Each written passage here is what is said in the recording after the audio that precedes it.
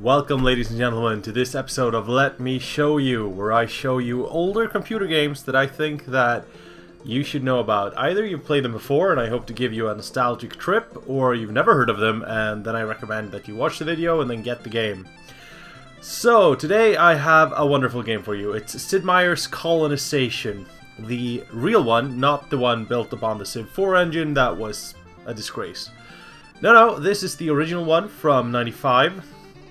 Actually, I think it was released in 94 and then patched through the years. And Colonization is a micromanagement version of Civilization. It's based upon the colonization of the New World. So you can play as one of four powers, either the English, the Dutch, the French, or Spain, the Spaniards. And your goal is to colonize America, basically. And to do this, you will have to fight between the European nations. You'll have to trade with Europe. You'll have to deal with the Indians, either through trade, diplomacy, or outright killing them. Which I wouldn't recommend, because it gives you a lot of penalties in different ways. Of course, the Spaniards have bonuses to do that, with the conquistadors and stuff like that. But let's watch the game.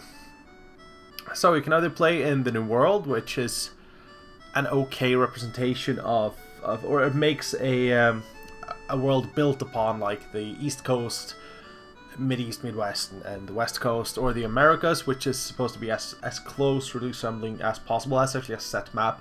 Or you can customize New World, and we're going to do that right now. So then you can choose how much land should there be. I like having a lot of land. And land form, archipelago, normal, or continents. Let's go with normal, though you have a lot of sea. But seeing as we have a large landmass, it's still okay. And then you have the temperature. Let's go with temperate and normal climate. That's always good. You can change this so a cool temperature will have a better chance of I'll be back. And I'm back. You probably didn't see that because I'll edit it out. Don't forget things on the stove when recording videos. Not a good idea. Anyways, so the temperature controls like what resources there will be in game. A cooler climate will give more furs and stuff like that. A warm temperature will give you more access to sugar and stuff like that. So, but temperate is good. Normal climate, just large landmass. Click here when finished. So we have we have a couple of difficulty modes. Discoverer, Explorer, Conquistador, I want to say Viceroy? No, Governor and Viceroy. There we go. And these affect how much resources you get, how pissed off Europe will be at you, how large the end army is and stuff like that. So we'll go with Explorer. It's a long time since I played this game. So here we have the four nations: England, France, Spain, and the Netherlands. So they each have a bonus. England gets more people, that's part of immigration. France get cooperation, so they have an easier time to make deals between the European nations. Spain get conquest, so they get extra bonuses when conquering Indian tribes or native tribes. And the Netherlands get trade, so they actually have a better starter ship, and they also, the prices don't crash as quickly in Europe. Because the main, I'm going to play as the Netherlands here, because the main way, oh yeah, you can't double click, you always have to click here when finished. So, please enter your name. I will be Loldrin. The Protestant Dutch provinces gained their independence from Catholic Spain during the Age of Expansion. A maritime country of fishermen and merchants. Yeah, sounds good. There we go. Commodity prices in Amsterdam do not collapse as quickly as in other European ports, and they recover more quickly. This is a thing that I love about this game. It always has a lot of flavor text, but all of the important parts are actually highlighted in yellow. So if you don't want to read all of it, just read the yellow stuff. Here's the king of, or the stadtholder of the Netherlands, I suppose, not Dutchmark. The Netherlands.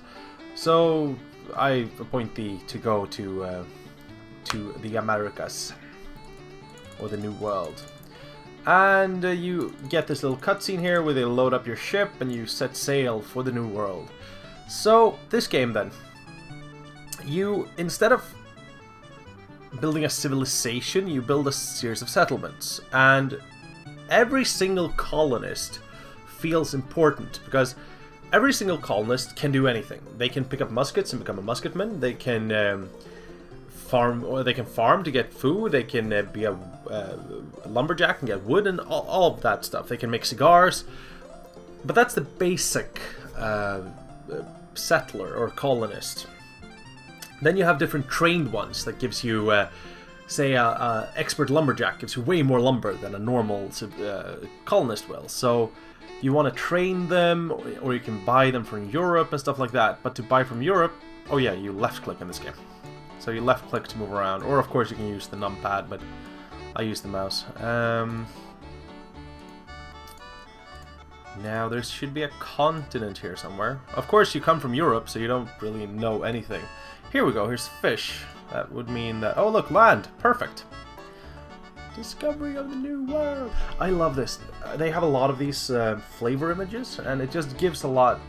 I don't know, it doesn't really do anything for the gameplay, but I really care a lot about how game present themselves. If they have a lot of this stuff, not overly much of course, but enough to give you a feel of, oh, I did something. Land ho! What should we call the new land? Let's call it the New Netherlands. It's no longer known as America. America. So here we have scrub forest, not the best. Right next to rainforest, because that makes perfect sense. So let's find a better place to colonize. Discovery of the Pacific. Oh, that was quick. Usually you have to go like across the entire continent to find the Pacific Ocean, but no. I have found the Cape Horn of the New Amsterdam, or New Netherlands. Here we see we have some broadleaf forest. Under this looks like there's some plains. Yeah. So I start the game with this merchantman and veteran sentry and... or veteran sentry, a veteran soldier and a normal colonist that has been equipped with a pickaxe. So let's go make landfall. The Inca Nation.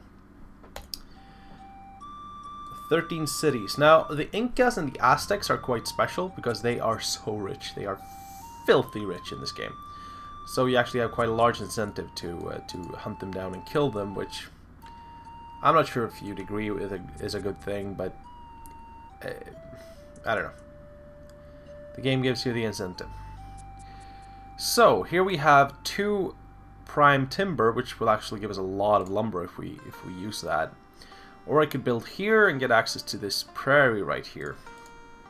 Sadly, each town will never have more than the 8 spaces around it, so you always know exactly what the town will encompass. It's, well, these 8 spaces. Say that he's the town, and then the 8 spaces around it. So I can't get, like, both this tree and this fish here. I could place a town here and get that fish and that tree, but then I will have a lot of just ocean tiles, and you can't really do anything with the ocean tiles. So this one is good because I have a lot of normal tiles and a tree. I actually think I'm going to build a town here. I'm going to build a town with my soldier because, as I said, every single unit in this game can do anything. So I don't have to build the town with my pioneer. Actually, it's better not to, because my pioneer can go here and plow. This forest and the creatures it supports are necessary to sustain the Inca way of life. We patiently ask you not to destroy it. They have 3 choices. You can let these trees stand forever, which basically says that we'll leave you alone. You can offer them gold in compensation, or you can say, "Fuck you, I'm gonna do what I want." So, seeing as I'm not gonna play this game for long, I'm just gonna go with timber. The Inca will be pissed, but hey. Now, you do want access to an ocean tile with your main city. The main reason for this is that the only way, not the only way, one of the few ways to get gold in this game is actually to trade with Europe. So you want to have an ocean tile here. You want to send stuff back to Europe. So let him build New Amsterdam. Here we go. And what happened to New Amsterdam? Whoa! Okay. So these are areas that are claimed by the Indians or the Native Americans. They have claimed my entire village here. Well, I'm not so sure about that. I actually want that wood, so I'm going to go here. Very well, we shall respect your wishes. We offer you, or you're mistaken, this is our land now. Now, I can't really afford 260, so we're going to go with this is my land. And I need it for wood, so let's start making wood. Now, this is the village, of course. Though this is the village screen. This is my village. All villages basically look the same. The houses can be in different order and stuff like that, but these houses. But basically, you always have you always start with a tobacconist house, a fur trader's house, a rum distiller's house, a blacksmith's house, a weaver's house or clothier's house, carpenter shop, and a town hall. Now, you can see down here that we have a lot of resources. Actually, we have very little resources, but the theory stats. So, you have first the non-refined resources up to here. And say that I have sugar. I have 10 tons of sugar. I can actually get some sugar, I think. Yeah, 2 of 2 sugar. So, let's end turn here and I'll show you. So now the turn is going here. The Continental Congress will expand during its next session, Your Excellency. Which founding father shall we appoint to its next member? Okay, so you have all of these. I have no clue what any of these do, so you can press F1. Peter Minuit. Once Peter Minuit joins the Continental Congress, the Indians no longer demand payment for the land. That sounds kind of good, seeing as there are a lot of them about. So let's get him. Now, let's see. I should have 2 tons of sugar now. All of the resources in the game are permanent, so I can't lose these 2 sugar. Well, there could be Indian raids and they could steal the sugar and stuff like that, but I mean, if I tell him to do something else now, like be a farmer, I will still have 2 tons of sugar. Now, I could send these 2 tons of sugar to Europe, I could trade them with the Indians, or I could put this guy in the rum distillery, it's that one, and he will actually make 3 tons of rum. I know, I think it's hilarious that everything is counted in tons. I mean, we have 250 tons of horses. No, of course you don't, but the thing is, he can't make more rum than what we have sugar, because sugar is the base material for rum, as we all know. So here you can see how many will be made. 2 of them will be made. There will be 1 wasted, seeing as we can't make that. We don't have enough sugar. So you always want to build up your main resources before you go and do something weird. What? Do you wish to clear this? No. Now, here we have all of the things that he can make. He can make cigars, cloths, coats, hammers, tools, liberty bells, stuff like that. But right now we want him to make lumber, because lumber is later on used in construction. You can sell lumber to Europe. You get almost nothing for it, though, so it doesn't really matter. But here you can build different things. You can improve these, so instead of making 3 rum, it can make 6 rum or 9 rum. And that, of course, gives you a lot higher revenue later on. Or you can build a stable where you can keep horses. You can build warehouses, which lets you keep 200 tons. Right now, 100 ton is the max. If you have any more of that, they have to throw it in the ocean, because that's what they do. You can build wagon trains to trade with the Indian tribes and stuff like that. They love trading. But right now, we're going to build actually nothing, because I don't have a blacksmith. So he'll make some, he'll gather some wood, and then after you've done that, I'll put him in the carpenter shop to build the docks, which will let me fish, and that's a good source of food. There we go. Religious unrest in the Netherlands causes increased emigration. Colonists now available in Amsterdam. That's perfect, because my ship just arrived in Amsterdam. Here we are. This is the Europe screen. It's the next major screen that we have. Up here we have my gold, we have the taxes currently applied to me, and every now and then the stadtholder, or the king, depending on which country you're playing, or queen, will tell you that, well, you know, you're colonists, you'll have to pay taxes. 10%. And every transaction you make after that will be taxed up to 10% by the king, or will be taxed 10%, or whatever value he has given you. Now, you can say, I don't agree to this. He will then embargo that particular ware that he said is taxated. So say that he has a cotton taxation. If you say no, then you hold a cotton party instead of a tea party, and you throw it all in the ocean, and after that you can't trade cotton with Europe anymore. And then you can pay a lot of money to unlock it if you want to and raise the taxes. So that's the basis of colonization, basically. You build up cities, you get resources, you trade them with Europe, you get gold, you get more colonists, you build it up. But what's the purpose of all of this? Well, the purpose is, of course, to get liberty, to make the revolution happen. Now, to do this, you need Liberty Bells, and I'll explain that once we're back in the city. But first, I want to show you something here. With the sugar and the gold. Now, a ton of sugar would give me 4 gold, whilst a ton of rum would give me 11. So there is a definite benefit in refining your stuff before you ship it to Europe. Now, the prices will fluctuate. Seeing as I'm Netherlands, they'll fluctuate less, but if you bring in tons and tons and tons of rum and silver, I mean, those prices are going to crash. They will crash and burn. And then you'll have to switch to something else for a while, and the prices will recover, and things like that. Now, each slot here in my ship can bring back either 100 tons of something, or 1 colonist.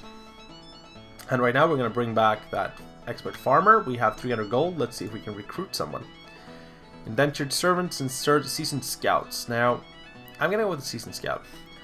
You can either, you have 3 choices here. You can recruit, purchase, or train. Train, then you train someone in the Royal University, and you can pick up expert ore miners, master distillers. Here you can pinpoint, I need this, and then pay for it. Or you can recruit. Then you get a choice of 3 different ones, and that will almost always be cheaper. This raises the more you purchase. And you get a choice of one of these 3, and indentured servants are worthless, so you never want those. You always want a trained one if possible. And you can purchase, but this is just for naval units and the artillery, because they are very hard to build for yourself. They cost a lot of wood and tools. There we go. Shall we set sail for the new world? Yes, that is she goes. So he's plowing here. These guys work just like the workers if you've ever played a civilization game. They improve your colonies in different ways, and yeah. Let's tell the... Come on, make landfall. There we go. Stay with ships. I want you to go here. There we go.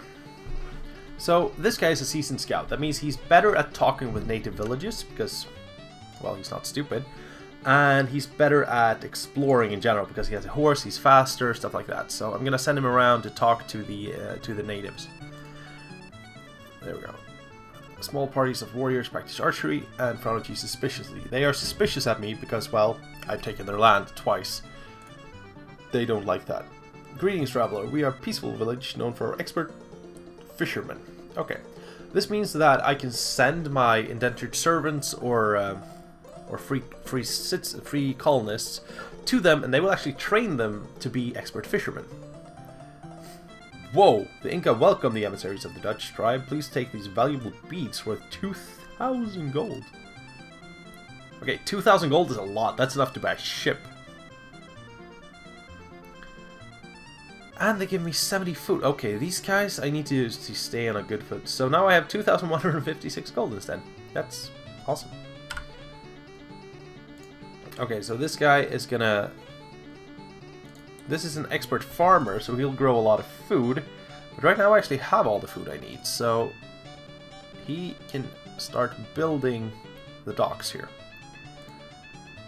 And of course now I have no protection, so if the Incas were to attack, one of my normal civilians would have to defend myself. You can get a guy later on who will actually, if you have muskets in stock, let one of your civilians just pick them up and use for defense. Now, there is no research in this game or anything like that. Everything you can build from the start. Of course, you have to have the resources to do so. So there's no tech tree of any kind. But, hey, I don't really mind that. It works very well the way it is. It doesn't need that extra depth. Instead, you have the founding fathers and things like that. Here I can train expert farmers. They want tools, trade goods, or rum. Okay. Here we have a lost think it's called the Lost City. And they are like the ancient ruins. You can discover them, and they can contain different cool things like maps of the region and stuff like that. They can also contain valuables, and either small valuables like this, 300 gold, that's not, I mean, it's a lot this early on, but they can also contain like Indian burial grounds. And if they do that, an indentured servant is available. If they do that, then that turns into a gold train, actually, and you have to get that to a city, and either have a galleon to get it back to your hometown, or pay the king to do it. And the king charges like 50%, so it's an exorbitant amount. But a galleon is very expensive. I think they cost like 4,000 gold to buy or something like that. So it's the best trading ship in the game. Find nothing but rumors. And seasoned scouts. I'm not sure about this, but I think that seasoned scouts have like a higher chance of actually getting good things. So, a new cargo of lumber is ready at New Amsterdam, Your Excellency. New Amsterdam has reached its storage capacity for lumber, so we may wish to consider building a larger warehouse. Assumed colony. So, now I have 100 tons of lumber. Means that he doesn't need to make that anymore, so we can move him there. And now I get 6 hammers instead. Now, every building can have up to 3 people working there at the same time. Actually, I'm going to move him here. Liberty bells are good for 2 things. They raise your liberty. Duh. And liberty is needed to make a revolution. You have to have at least 50% liberty across all of your cities or settlements. If you don't have that, you cannot... I mean, people are still loyal, so you cannot commit a revolution. The more you have, the better your towns are as well. So at 50%, you get like a +1 increase to all production and stuff like that. But the other thing is that these founding fathers, if we look at reports, Continental Congress... So, next Continental Congress session, I'll get Peter Minuit, and I have to have a set amount of Liberty Bells. I don't know if this counts down or up. I think it's up. I have 1, 2, 3, 4, 5, 6, 7, 8, 9, 10, 11 right now. Let's see if it goes up and down. It's sad, I don't have anyone in my Continental Congress. Nobody's there. Oh look, fur. Or beaver, but beaver gives me an increase in fur production. Now, this land would be brilliant for farming on, but of course I can't because, well, the Indians have claimed it, so. Find the ruins of a lost civilization within our golden artifacts, as usual. I actually have quite a lot of... Spanish, loot and burn, the Sioux capital. Natives flee in panic. 400 worth of treasures recovered from the ruins. The Spanish will always kill the Indians. Doesn't matter what difficulty you play on, doesn't matter what else happens. You'll always get reports that, yeah, the Spanish are killing someone. Because they are dicks. That's what they do.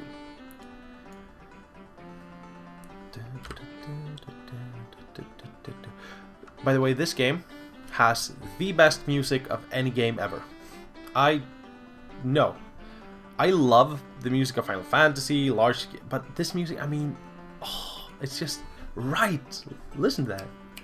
You can feel the settler. I don't know. I just love the music, and you can actually pick the music. Select a piece of music. So you have all of these different standard ones, and then you can go to like Independence tunes, and yeah, York Fusiliers, and patriotic songs. Very. I would actually just listen to this as music when I was small. Expert fishermen. They give me maps of nearby lands. I didn't actually see any new lands there, but yeah, I believe them. Can this guy actually... No, he can trade with them. Oh.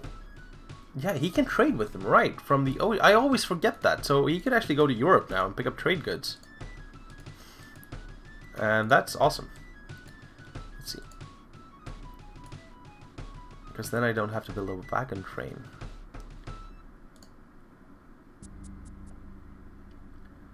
Tobacco, cotton, ore. What did these guys want? They wanted tools and trade goods. Okay. So let's send him to Europe and pick up some trade goods. I think all of the native tribes want trade goods. They are like beads and bulbs. You know, the thing that they bought Manhattan for like nothing. Okay, continue turn.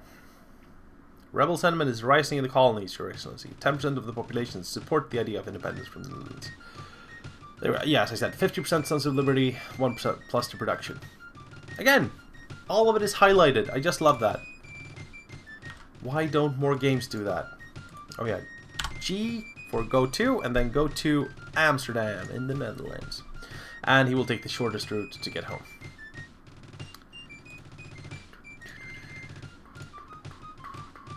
Ooh, that was a good map.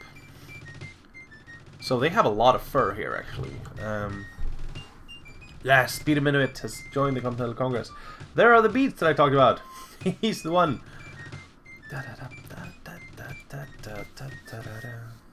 So now, if I'm not mistaken, I can just go into New Amsterdam. Yes, and all of the land is mine. They have stopped claiming it as their own, which helps me a lot.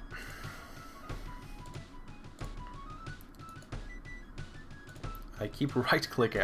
I've just played a lot of Civilization 5 recently, and there you right-click to move, and of course that wasn't standard yet when this game came out, so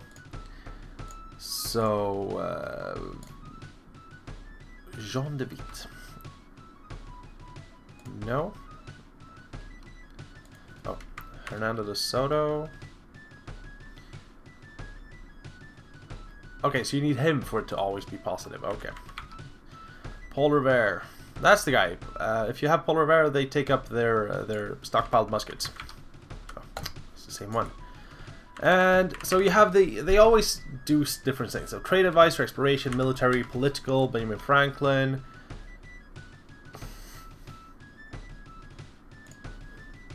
And Jean this. No. Zepul. No, I'm not even gonna try. There we go. His presence in Congress increased the chance that subjugated Indians will convert and join the colony. Of course you can. Let's go with Paul Revere. Actually, of course you can send priests and missionaries into the Indian villages, and they will try to convince the Indians that Christianity is the one true faith. And at times they do. And that will lead to them sending converted Indians to your villages. And they are very good at working out in the fields with stuff, so growing food, fishing, lumberjacks, stuff like that, growing sugar. So they get a 1+ bonus to all of those activities, but they also get a 1 point penalty to like make refined things like coats, cigars, and stuff like that. Master Viewers. Again, I get a lot of gold. I love that. Gold doubloons, yes, I can use that. I think I'm actually going to buy a ship with that money, because now I have 4,000, which is a lot of money. And another ship would let me explore more, and exploration is good. There we go, so he's home, and he is going to buy at least 2 tons of that, so that won't let me purchase. Oh, I can. Oh, there are 3,000, perfect. See if I can recruit anything. Free colonists and master blacksmith. Now, these guys that stand out here on the docks, they will always come from this these 3. So you might, if you have 3 of them and you want all 3, then you can just wait and you'll get at least one of them. Or of course you can purchase them. Now I don't really need any more settlers right now, or as colonists, so I'm just gonna go. So let's take 3 tons of that.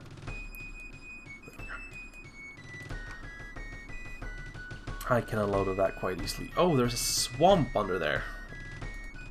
That's not good. What's under here? You can press H, yeah, to reveal what's under there. Oh, so both of those are swamps. That's not that good. Let's go down here. If we clear this, then actually this might turn into a tobacco or sugar or something like that. That would be good. Ooh, new lost colony. So this is pretty much colonization. You build up your settlements. I only have 1 right now, but of course you get more They are never as big as the ones in Civilization though, and you have to micromanage every single settler. Like, what do you want him to do? Why is he still making Liberty Bells? Well, do I think that Paul Revere is that important? No, I don't, so I should move him. He can help out with making the docks, then they will be finished next turn. Maybe after that I want to export something. And of course you can build wagon trains and stuff like that and move things around, so if I wanted to, I could build a town right here, maybe. Say here, and it would have access, or here, and it had access to both these deer and those beavers, which would give me a lot of fur. But maybe I wouldn't want to actually do anything with the fur down here. Maybe I just have these two settlers and the only thing they do is gather fur. And then I send that fur up to New Amsterdam and there I refine it and then send it on to Europe and get money for it. Or I send it to one of the other nations and trade it. And you can set up trade routes, so I automate, so I can tell like this ship go between these cities. When you're in this city, pick up this. When you're in that city, drop off that. So that's actually a bit like Railroad Tycoon, a very, very dumbed down version of Railroad Tycoon that also came out from Sid Meier. And you train troops, you build up fortifications, you do wars with the other European nations. Maybe you have a peace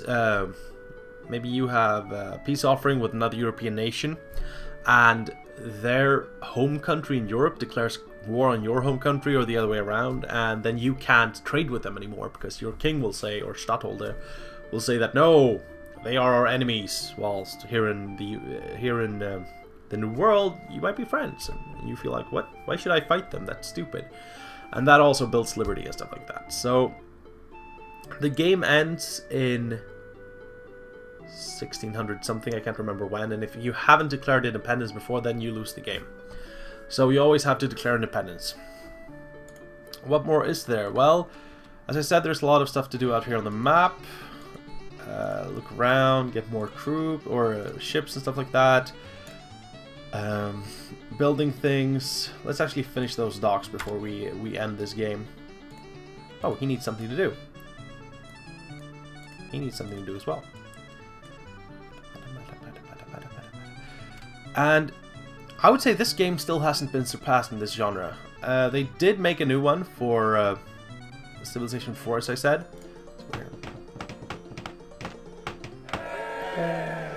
They sound so happy. Hey, we have built a dock.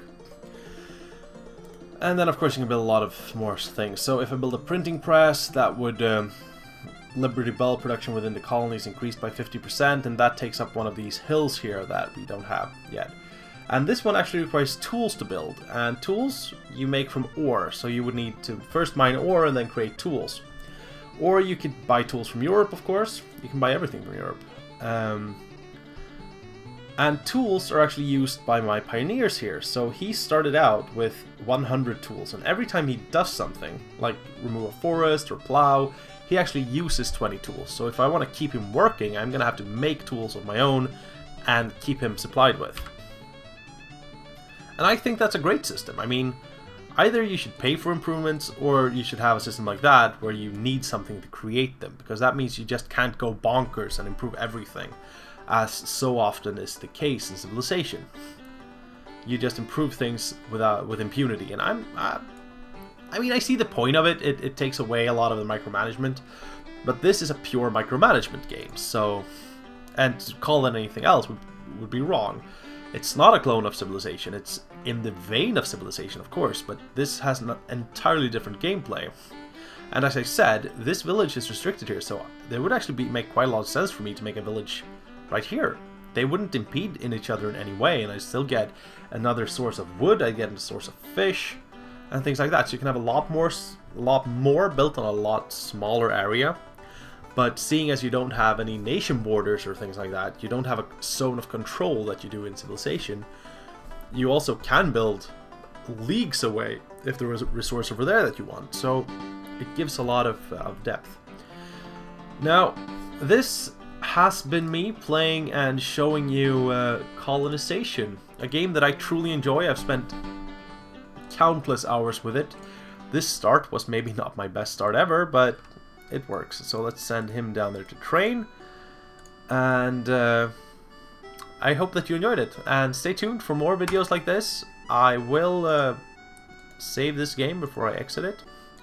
There we go. I will upload more videos, and don't forget to check out either of the videos on the side here right after, or subscribe if you like it. Thank you very much. I have a passion for not doing things the way you're supposed to.